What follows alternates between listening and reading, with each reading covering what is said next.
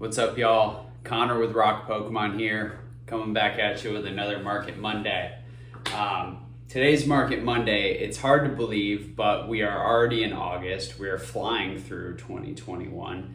And every month I pull down some population report data on a few sets that I find interesting. So base, Japanese base.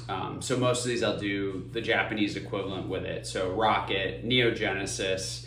On the English side, Black Star promos, pull Southern Islands from both English and Japanese.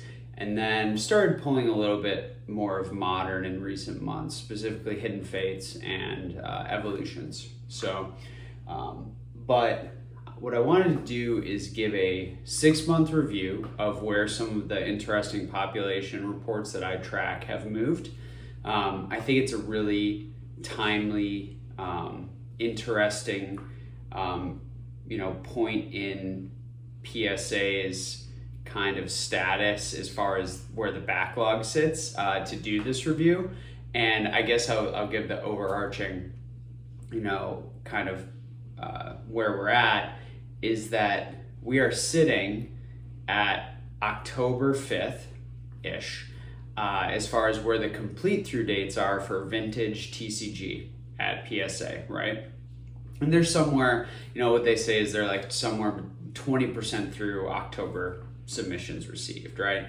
Why that's interesting is because I think it was October 3rd was when the first Logan Paul Pokemon video came out. So we're sitting on the precipice of PSA diving into all the submissions that were received after Logan Paul. So let's run through the data. I'll give you guys some numbers. I'll give you guys my thoughts on some of those numbers and where I think we're gonna go from here. So got a few of them written down. I kind of parsed through all the data. So base, English base set.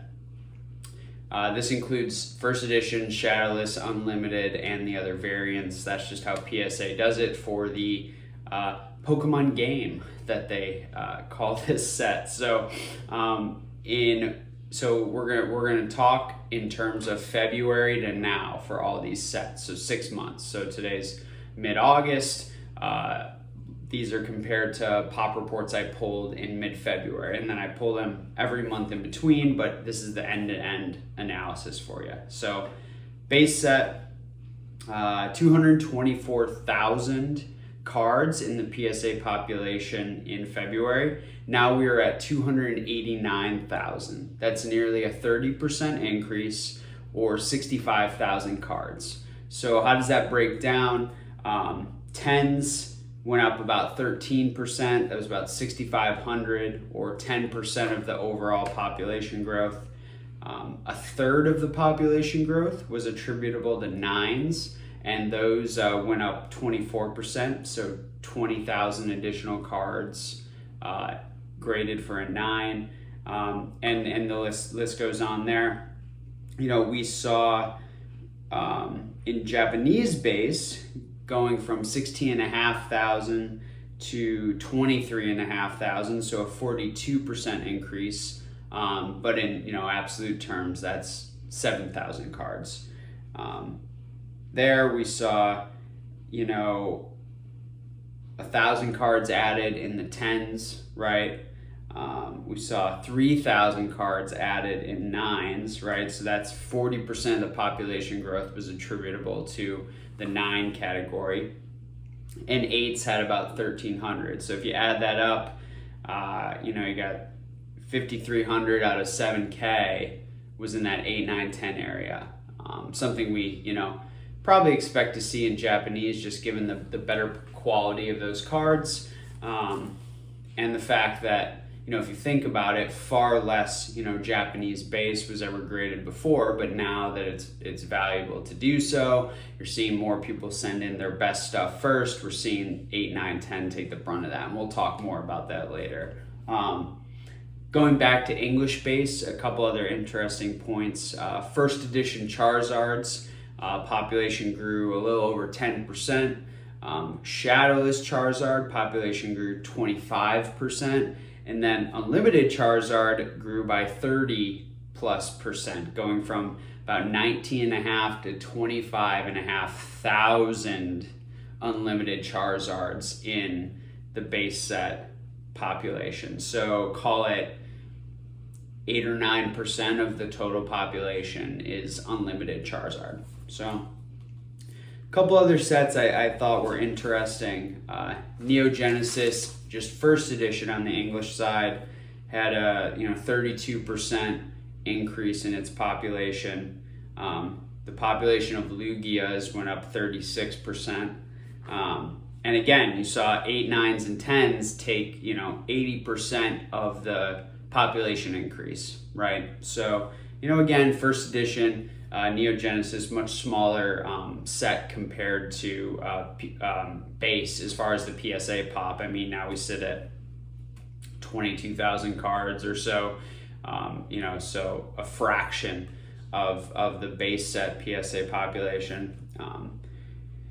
Then you have on the Japanese side for Neo Genesis, actually a fairly small population increase compared to everything else. So saw about 14 to 15% population increase, just 3,500 cards. So sitting at 27,500 cards graded for Japanese Neo Genesis. So more than first edition Neo, but if you added unlimited to English, obviously there's a lot more. But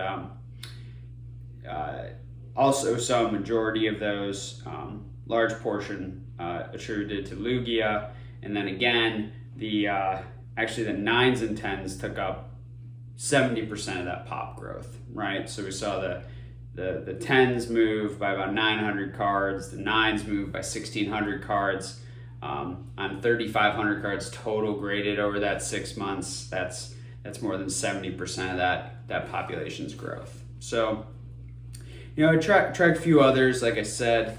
I think we saw something fairly thematic throughout. Same deal. Rocket's hard because it's a little messy on PSA's website. You get some German cards dropped in there. I'm not sure why, but Japanese Rocket, saw a very similar pattern. Over a 40% increase in the pop, going from, basically added 3,000 cards. So now we're getting close to 10,000 graded there. And again, saw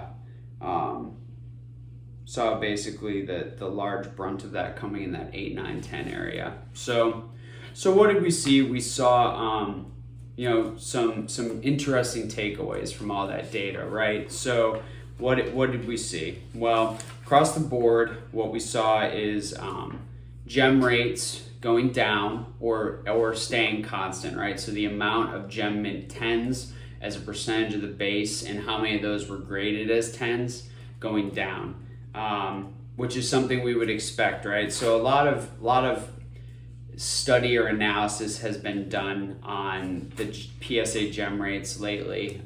We saw Retro Hoops and Swami talked about this as well, citing his data, talking about the drop in the rate of gem mint 10s given out. And so what does this mean?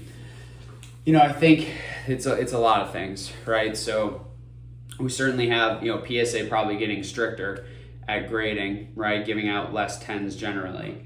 A lot of probably mintier stuff had been submitted to PSA already, right? So if you think about it, any given set might only have let's say 100,000 of a certain card was printed ever, right? There might only be 10,000 of those that are gem mint 10 candidates, right? I mean, maybe centering alone on the other 90% that was printed disqualify it, right? So then you add in, condition, right? Those off the print run cards that were potential gem mints, getting damaged or what have you. Then you have, add back in maybe some 9s that should be, or some 10s that should be 9s, but got some leniency. So all that fleshes out, as people grade more of these sets, why should the gem mint 10 percentages have to stay constant, right? Why shouldn't they drop, right? Maybe there may only be so many candidates out there, right? You think about it too, like it has to do with value, right? So great example is first edition base set Charizard, right? So before, people only wanted like 10s and maybe 9s. Now everything's valuable, right? Even a PSA 3 of a first edition base set Charizard was worth grading. So you see people grading with a less discretion, right? Or less, not just sending their very best stuff in because it was worth it. It became, there was an opportunity to make money by grading cards of a variety of quality levels, right? And so I think that's why we're, part of which is why we're starting to see, some of those gem mint 10 percentages come down, right? Simply by a function of the fact that, as well, people just YOLO'd in whatever they wanted to PSA, right? And that's,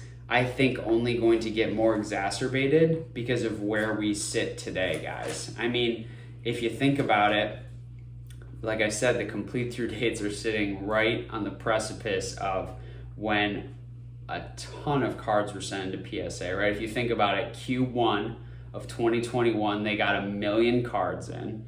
And then the year before, I think it was 1 million total for the year. So if you take it just by averages or, a normal distribution, that'd be 250,000 for Q4. But there was probably more than that considering that, the boom and momentum and hype was from October to the end of the year, right? So call it maybe 500,000 of that million. You got 1.5 million cards that PSA hasn't even touched yet.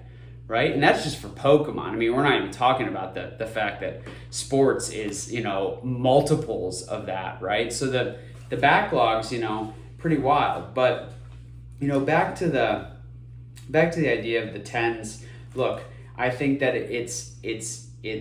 we're going to continue to see, or we're going to see more so a shift of the absorption of the grading populations.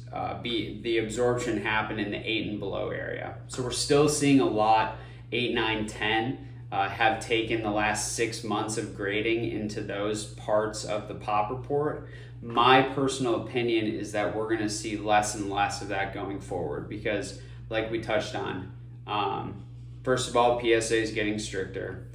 Second of all, people were sending in with much less discretion, either because they were uneducated and just didn't understand what an actual 10, 9, 8 looks like, or because it had become valuable to start grading those cards in a potential 7 candidate, especially with some of we talk about Japanese promos and we talk about first edition holos and all these things where the ROI was there to spend the money on grading.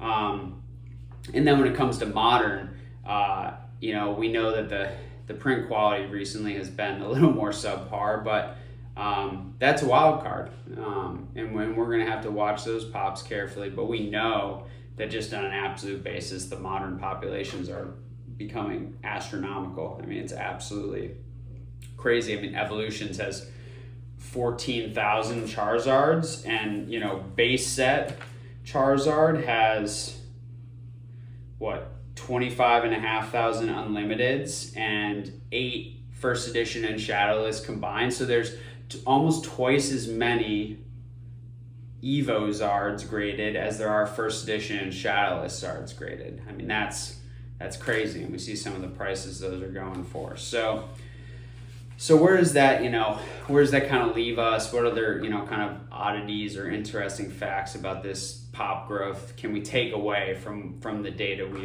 we've shown here? Like I said, the 10 rates have gone down or stayed flat.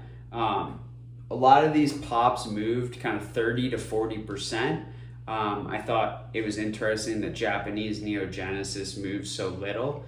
I think, again, a lot of this makes sense. There was kind of this shift in trend where the first bulk of things being submitted was still in that kind of base to rocket WotC era, and then the gym sets to a lesser extent. So I think as we watch this play out, we're gonna maybe see some of those Gen 2 sets grow more as well. I mean, we definitely saw the hobby start to shift its focus from, kind of base to rocket WotC through the gym sets to Gen 2, through the e-reader sets, and we kind of saw this evolution. So I think it's going to be interesting to watch which populations grow in both absolute and percentage bases going forward. Unlimited Charizard's growing 30% in population, not unexpected. Be interesting to see how many more of those are out there, how many unlimited Charizards are sitting in this backlog of potentially 1.5 million cards. And another thing, Japanese continues to have even higher, rates of 9s and 10s, but that quality we'll continue to see kind of where those flesh out. And, because of the print quality of some of those, vintage sets, we do tend to see more higher end 9 and 10 candidates as those increase. I mean, what was it? 10s were kind of 10 to 15% of the population growths across the board, but Japanese Neogenesis was 25%. And again, that kind of goes back to that idea of, hey, like, people were still only kind of sending their best stuff for the later sets, but they were sending everything for the earlier sets because that popularity was really around base set, right?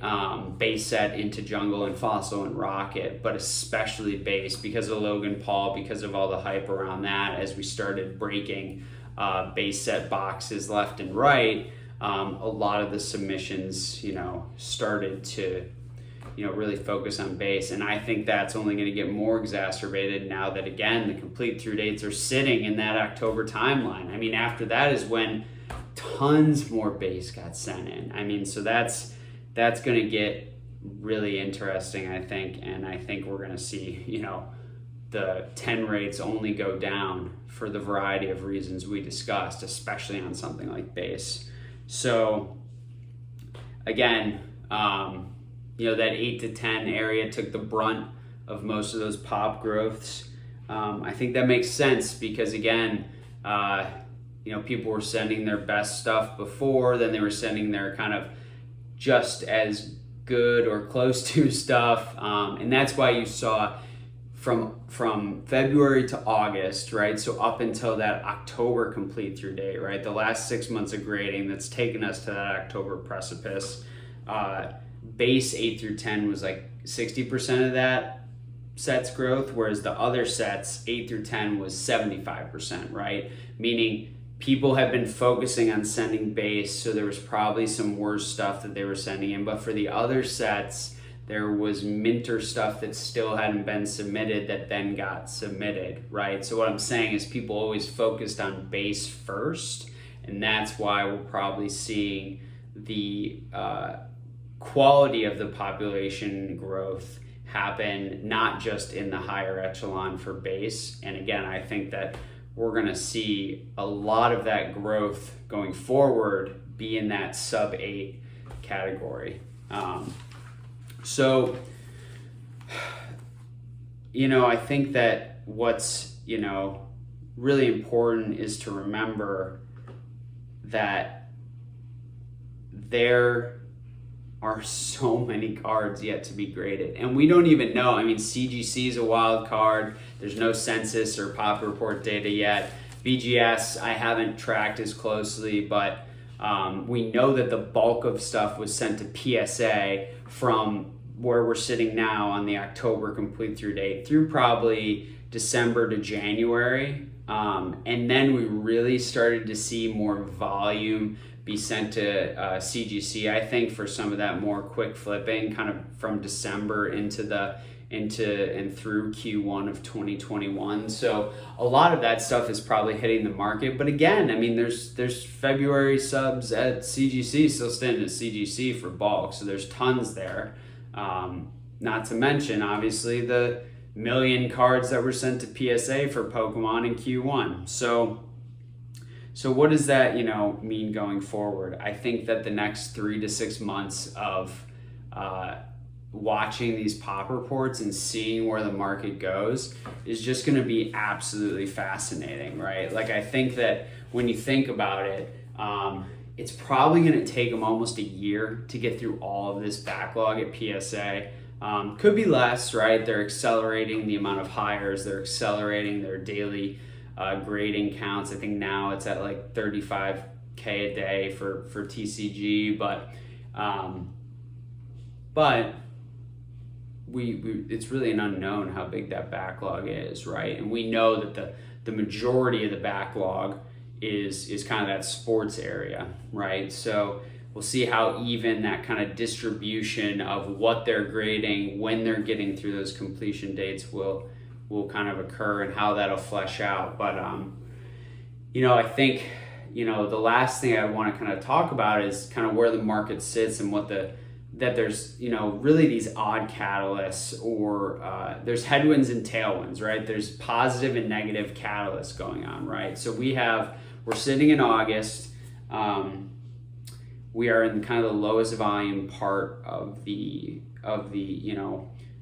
market from a sales standpoint, right? It's really that lull period, right? As we get into September and October, you start to hit some of that seasonality in collectibles where people start to buy things for the holidays and there's a little more excitement around it. And as fall and winter come, people spend more time inside, yada, yada, right? So we've got that. We've got the 25th anniversary coming, which certainly enters, a potential moderate hype cycle into the picture, right? And then we have another base set, first edition box break coming in October, I think, right, with Gary and those folks. So a lot of those positive catalysts. But then we have kind of a lot of the macro headwinds, right? So a tailwind is a positive, but a headwind is coming against you. Of uncertainty around what's going on with, the virus backdrop, what's going on with, people are going to start having to potentially, most likely, pay their student loans again and, start paying their rents again in full, and mortgages and all these things. You got kids going back to school, but parents might be going back to work because extended unemployment benefits are falling off, so they might have to be employing childcare. And then just like kind of macro uncertainty with the recovery, the economic recovery across the world, right? So, and then when you kind of micro focus that into Pokemon, it's the fact that we got 1.5 million cards waiting to bounce out into the market. And I think there's like this weird fallacy around even though these, population reports are growing so rapidly, like now that it costs like X amount to grade cards, like that's the new floor. So like cards won't, gem mints and 9s won't sell really below that grading cost. I don't think that's true at all. I think it's a complete fallacy for a variety of reasons. One of the major ones being, if it costs someone, who sent in last October, 7 or 12, 7, 8, 9, 10, whatever bucks to grade a card that cost them 50 cents. If they've got that at scale, they'll sell that for 20 or 25 bucks all day long and take that double to triple. They don't care if, PSA's minimum grading fee is 50 bucks, right? That's irrelevant to them. So we have tons of, potentially low basis cards that are come onto the market, and with sellers that are willing to sell them at, not rock bottom prices, but lower than some people might think, right? I see this, a lot with high volume sellers where you can get away with buying a CGC 9 first edition card for 15 bucks because their cost basis is 4.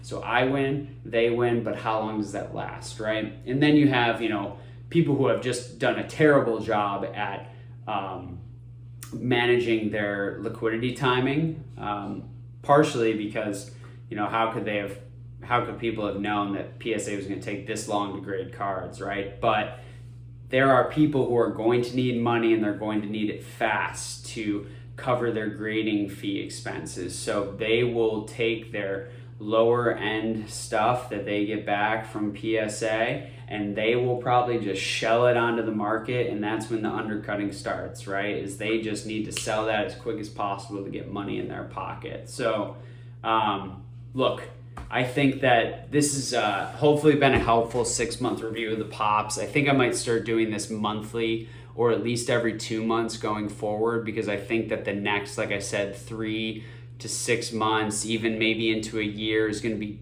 so interesting to watch how this grows. If CGC opens up their pop reports, that's going to enter a whole nother variable into the equation. And honestly, I am just really fascinated and excited by this. And I think that the key takeaways for you guys are, be very careful, right, when you're buying stuff that's kind of on the lower end, the common end of the market, because there's the potential for a ton more of it to come out. There's a lot of uncertainty right now. I mean, the market looks like it's, kind of settling into a bottom, but it's a real unknown, right? We could get some hype into the 25th anniversary, and then a lot of that could go down as hard as it went up, because, we start getting this flood onto the market of PSA slabs. And again, this is speaking, just about the graded card market, largely vintage. You guys know my opinion on modern is that largely all of that is silly and unsustainable from a slab price standpoint. And we're going to see those populations continue, to grow immensely, because again, last fall is when it looked like it was valuable to send in all this stuff to PSA. So very interesting how, as prices drove upward from October through January of last year, and we saw people just dump cards onto PSA because they felt like they were going to be able to make so much money grading those raw cards and then selling them. I don't think anyone had any idea how long it was going to take to get those back, where the market was going to move from there to now, right? Get cut in half in a lot of places. So just protect yourself. Be very, I think, prudent and thoughtful when you're buying slabs. I mean, this goes back to my last video about the greatest risk in the Pokemon market, and I do really think it continues to be, slabs, both on the vintage and modern side. But guys, I think that I wanted that to just be a helpful kind of review. I think we've seen some significant growth in the populations. It's hard to know what's coming next, but we do know that it's going to just be wildly interesting to watch as PSA just works through this massive backlog that they have. So it's been great talking to y'all. Connor from Rock Pokemon. That's your 6-month review of the PSA pop reports. I hope everyone has a great week. Thank you so much for listening, for watching, for commenting. I really do appreciate you guys, and I hope you guys have the best day and the best week. Go crush it. See ya.